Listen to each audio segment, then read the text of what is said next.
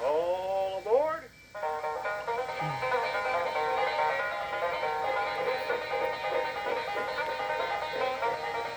Hi, I'm Howard Goodwin, and welcome to All Aboard. Today we're at the historic Lansdowne, Pennsylvania station, west of Philadelphia. The station was built at the turn of the century for the Philadelphia, Wilmington, and Baltimore Railroads, later the Pennsylvania Railroad, and now used by SEPTA, the Regional Transit Authority. This station was recently restored by a group of local volunteers and SEPTA crews. Perhaps the most famous railroad in the world, it's easy to identify the Pennsy with its red keystone logo with the intertwined initials. The Pennsylvania Railroad was known as the standard railroad of the world and dominated the eastern United States scene until its inclusion in the ill-fated Penn Central merger. This episode was filmed by noted railroad photographer Emery Goulash during the years between 1952 and 1969. It covers much of the Pensy's operations in Pennsylvania, including Horseshoe Curve and through the Central States. This was the era of first-generation diesels, with all manufacturers represented on both freight and passenger trains. There are also scenes of electric power with a mighty GG1 in the Philadelphia area commuter service. Our train awaits. All aboard. Two sets of Baldwin centipedes, class BH-50, move east through Tunnel Hill. Each pair will pass on separate tracks. These units were initially used in passenger service. As other, more appropriate diesel power was acquired, the centipedes were re-geared and assigned to freight duties. Now, in 1954, they are reassigned to helper service. The units are running down grade to Altoona to assist the westbound freights through Horseshoe Curve.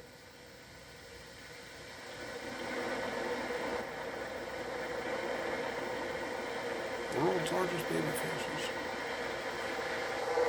On the east side of Tunnel Hill, we catch a westbound freight with F units working up the grade. A pair of centipedes behind the caboose make the job easier for the 3 units on the point.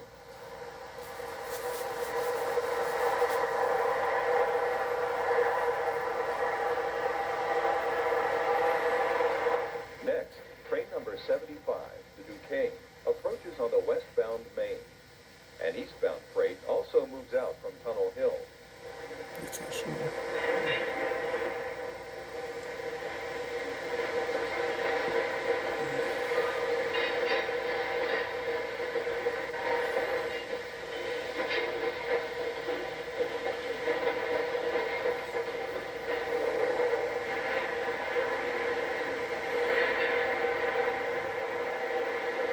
Shortly after the Duquesne leaves the scene, another eastbound freight emerges on the adjacent track. The two freights fight each other as they head for Bennington Curve.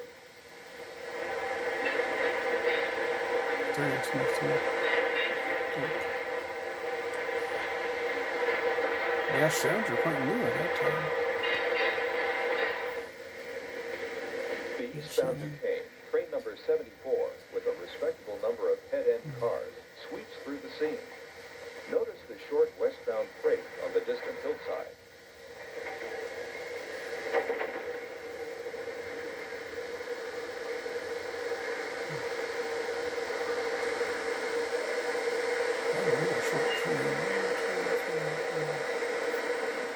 The Duquesne and the freight exchange locations. The short freight, quite likely on a local run, is powered by a pair of Baldwin Sharks. The truck then was just like a Chevrolet. It was a Studebaker first. Crane truck. Had an old crane truck, looks like. The next day, Emery relocated to the freight yards east of Hollidaysburg. construction. Many freight cars have accumulated in the yards for rebuilding and upgrading. Doesn't change much over the years.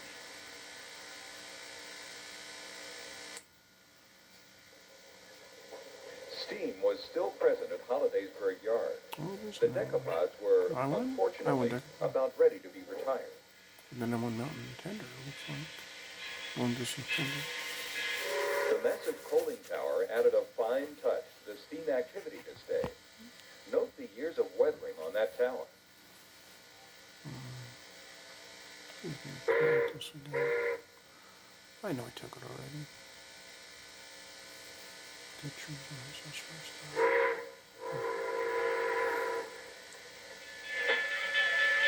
Pump action was still being performed by steam on this day. How would that go? When I was a teenager back in the 50s, part of the fun was palling around with another RAILFAN. And we used to go down to Milwaukee Road, which was only about 8 blocks away from where we lived. And we were just ecstatic about seeing brand new diesels. These were F3s Milwaukee had. And they used to put an ABB unit, 2 cabs and 2 non-cab units on a freight train came out of the Central Avenue yard and crossed the Des Plaines River in Franklin Park where we used to ride our bicycles. We'd stay there till about 8 o'clock every night, and almost right on schedule, that train would come out of the yards and head across the Des Plaines River on this big pile trestle. And we thought that was so neat. Of course, everywhere else, all we were seeing was steam engines. Milwaukee Road had lots of steam on their commuter trains, and we also saw some of the big northerns on the Milwaukee pulling freights in those days. But the F3s were really a big deal to us. Brand new engines and something very unique. Horseshoe Curve was one of the most photographed locations on the Pennsy. A pan of the area shows the Altoona Water Reservoir. Note the great difference in track height from the west end to the east end. That's the west end.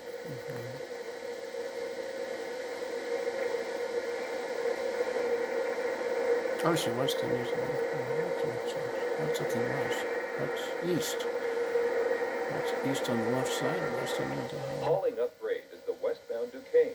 See? Notice the barren appearance of foliage on the hillsides. This was due to the heavy fallout of cinders from the thousands of steam trains that worked through here in past days.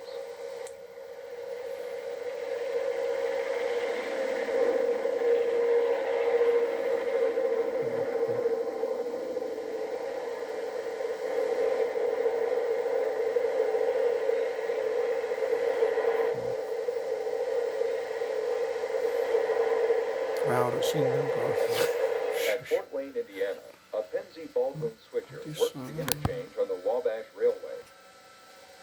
The Pennsy provided bright advertising here in Fort Wayne, and at the station we catch 3 GP9s highballer freight. This is the Pittsburgh to Chicago main line. It's a westbound.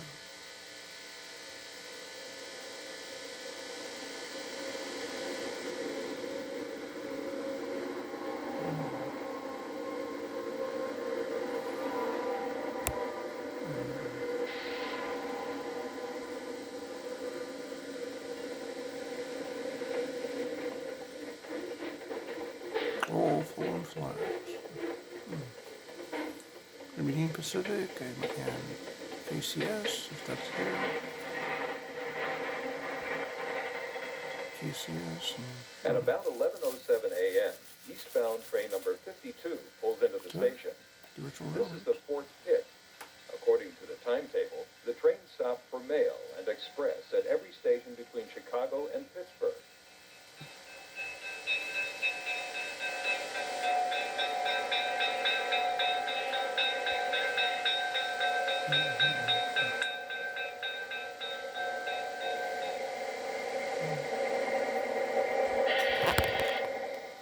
After loading was completed, the fourth pit departs for Van Wert, Ohio for the next stop, 32 miles down the line.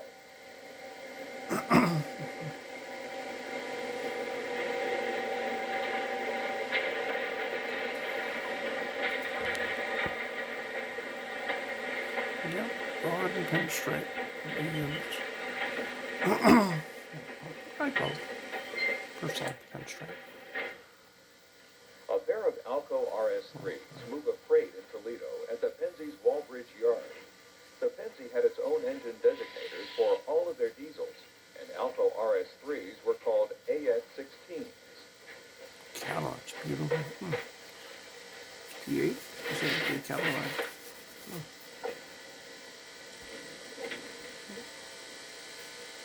At Mifflin, 3 GP9s take a westbound June freight through town. 61. The train is heading for Altoona and the Horseshoe Curve.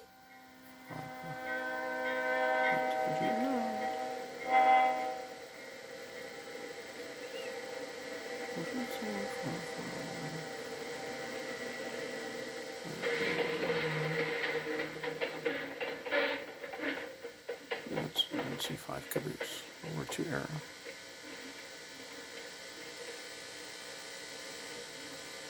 The Chicago South Shore and South Bend crosses over the Pennsy main line at Gary, Indiana. South Shore train number 11, due in Gary at 8:52 a.m., is the one train most likely to encounter passage of train number 29, the Broadway Limited, in a meet. But the meet wasn't quite exact, but close enough for effect.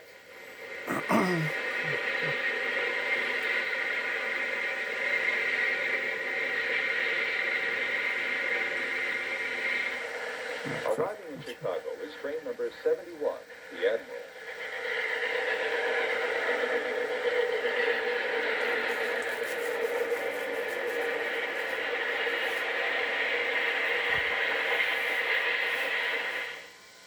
A pair of P5A box cab electrics make a freight west through Lehman Place. This is where the Strasburg Railroad interchanges freight with the Pennsy. The Strasburg's GE 44-ton switcher, number 9331, was acquired from the Pennsy, and the paint scheme was all Pennsy, except for the change in the road name. Here the 9331 juggles a Pennsy boxcar to the interchange track.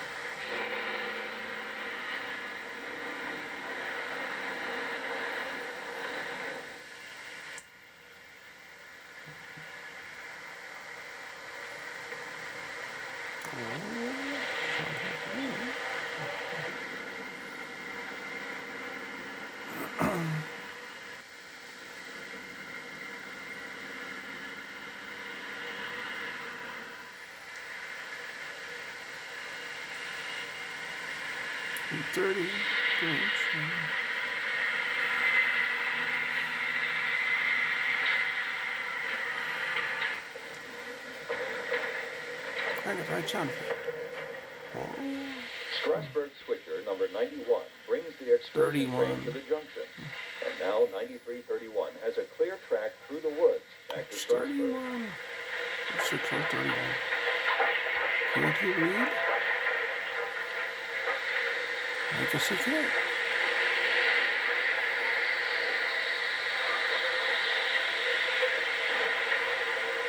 Well, I was changing the direction, so, well, thank you, 31 still runs. I don't know, I should say. At the Enola Yard in Harrisburg, we see 4 P5A box cabs as they move through the yard.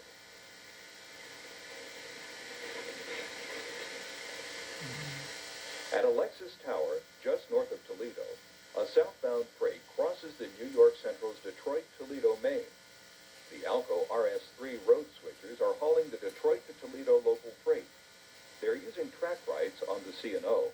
Notice the radio, the telephone antenna on the RS3s. That's what the particular bleed unit. Here, a northbound Toledo-Detroit local, also on C&O tracks, arrives at Carlton. The C&O crossed the Detroit, Toledo, and Ironton here, and the Pennsy splits off on its own rail. This track is an isolated segment from Carlton to Detroit.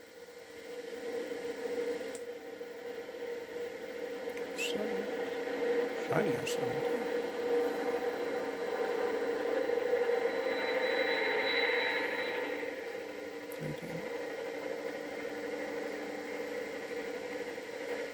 At Greensburg, Pennsylvania, train number 32 comes into the station. This is the combined St. Louis and Pennsylvania Limited.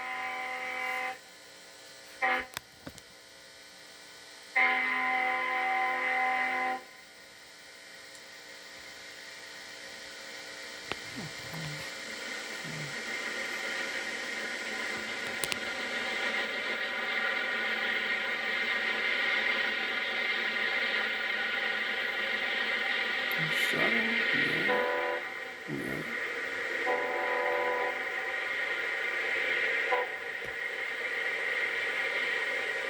A northbound coal train heading for the Sandusky Coal Docks passes the Traction Museum at Worthington, Ohio.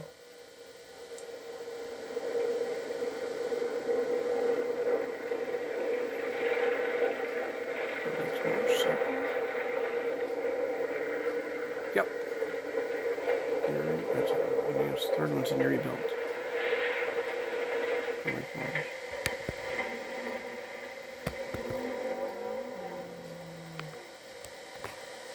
The greatest railroad structure at Pocahontas, Illinois, was the frame building barely large enough to house the motor car. But it did provide a landmark to watch the passage of train number 31, the Spirit of St. Louis.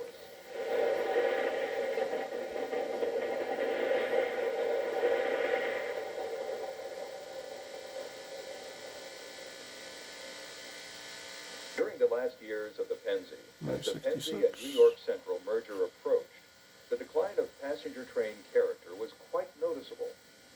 This is the Fort Pitt, train number 53. Only 2 passenger cars remained on this train.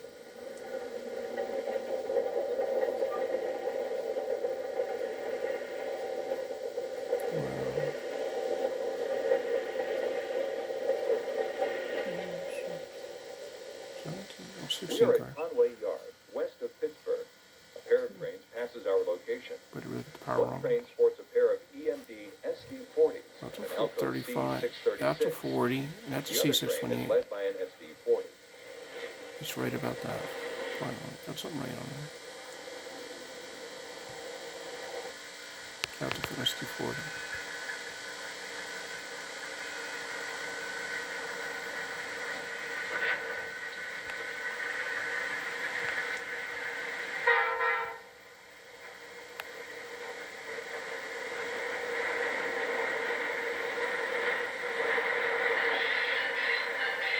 And yes, it's right on the condo.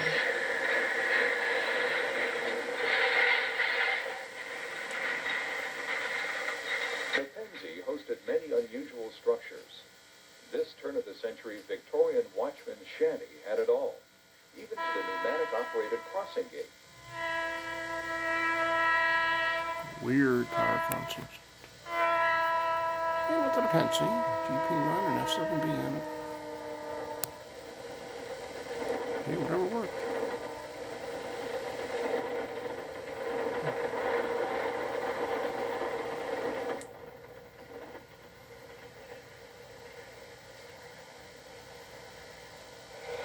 A 14-car Florida train with a GG1 on the point hums a perfect tune as it passes Bowie Tower. This electrified trackage is located between Washington and New York City and is known as the Corridor. Now, a southbound and a northbound, headed by GG1s, pass Bowie Tower.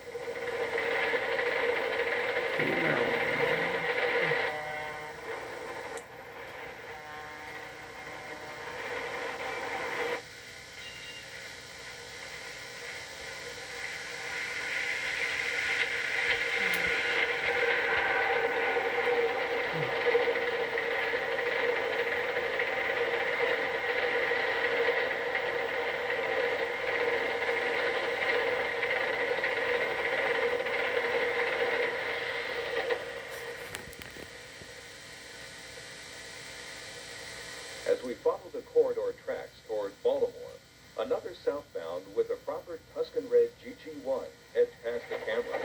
This is train number 171, the Colonial.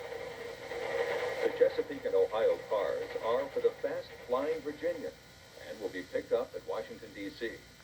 The New Haven cars will return to Boston the following day. Leaking steam provides an interesting display as this next train passes.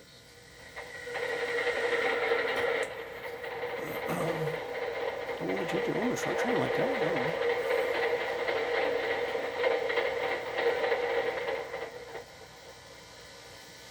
The next morning at Eddystone, 12 miles south of Philadelphia, Sure, on the photo, 4 Owl-Eye MP54s had a southbound commuter train.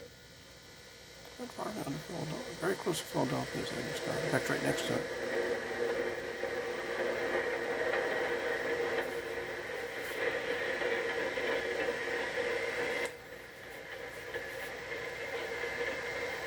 corridor A action. hopper car load of fly ash dusts the countryside as a GG1 moves a freight through on track 3. 2 GG1s. Double-headed G's.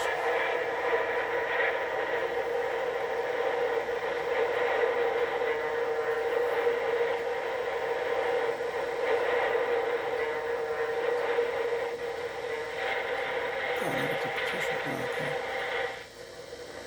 At Glenolden, another set of NP-54s stops at the station. This set has a trailer car in the consist. Which was unusual. That's kind of odd that they would run 3 power cars and 1 non-power, 1 trailer, so to speak. But that's the way it is with AC power, I guess. On Pennsy.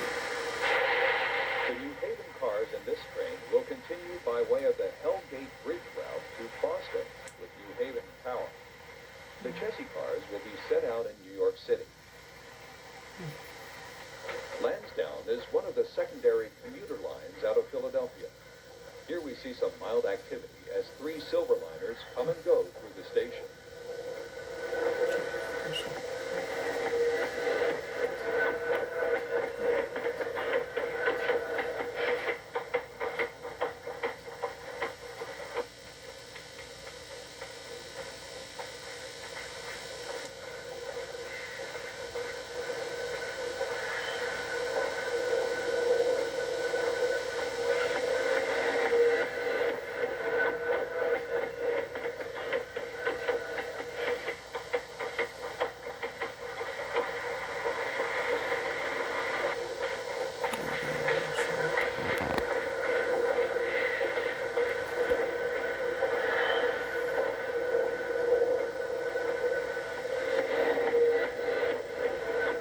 Soon, 4 MP-54s will pass us at Overbrook. These cars are on the line in the late afternoon, and the commuter rush will soon start. Into the Marcellus, it sounds like bridge and Montclair. No, that's Pennsylvania.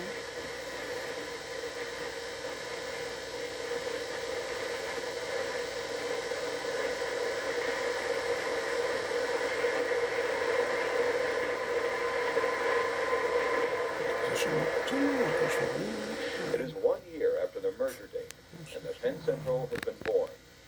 We're at the east end of the Enola Yard in Harrisburg.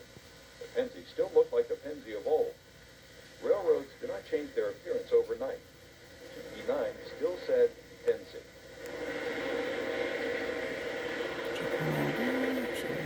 Oh, 717. I didn't remember that answer.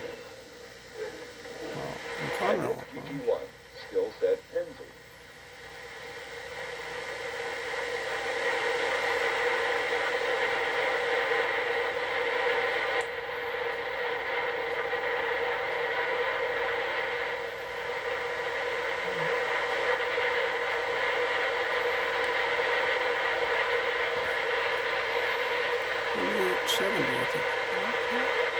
I'll finish this day. If it's on, finish this days on the 72, I think.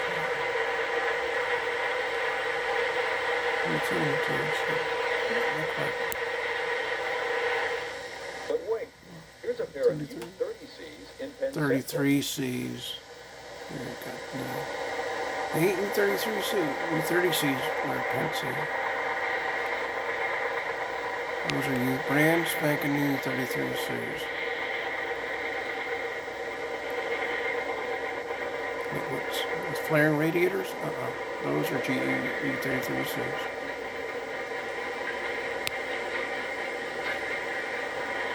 Brand spanking new. It's a shame they can't get the power right. Oh well. Oh jeez. I need to know about smoking.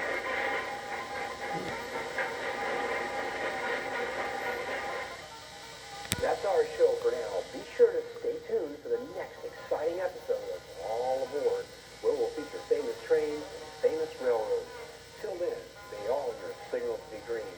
From the historic Lansdowne Station in the suburbs of Philadelphia, I'm Howard Goodwin. See you down the line. It's a great series.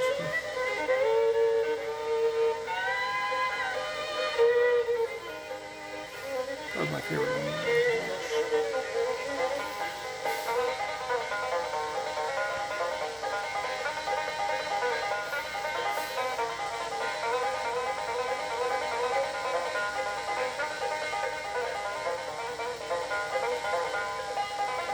Horse.